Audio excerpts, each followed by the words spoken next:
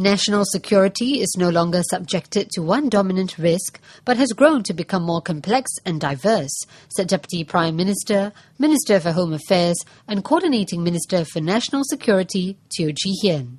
Speaking at the 6th Asia-Pacific Programme for Senior National Security Officers, or APSNO, DPM Teo highlighted 5 factors that have shaped the landscape of national security today. They are globalization, growing interconnectivity due to the internet, demographic and social movements in the global population, food security, and climate change. To tackle issues of national security more effectively, DPM Teo proposed 3 suggestions. First, a multidisciplinary approach is needed. We have to develop anticipatory capabilities and policy interventions that go beyond the individual stakeholder, agency, or even country.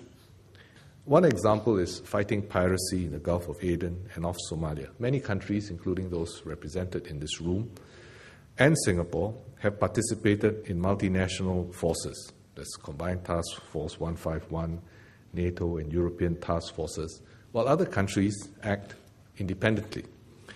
To address the root causes of the piracy, the international community will also have to work with local authorities ashore to strengthen governance and promote economic development in Somalia.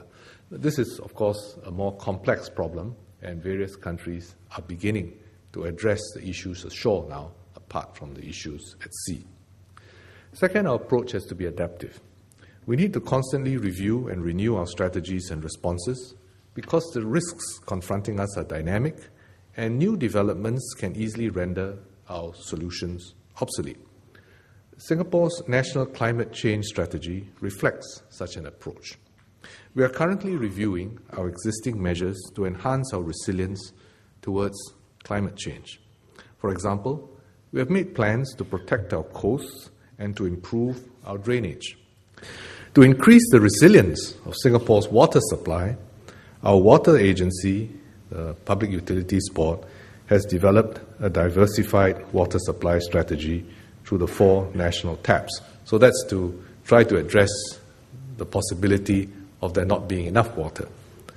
But at the same time, we also have to address the possibility of there being too much water.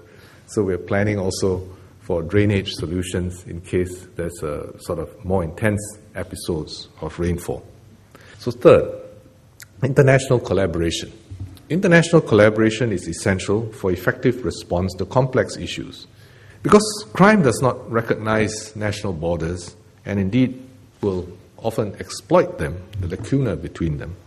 As enforcement agencies in different countries must work together in order to fight transnational crime.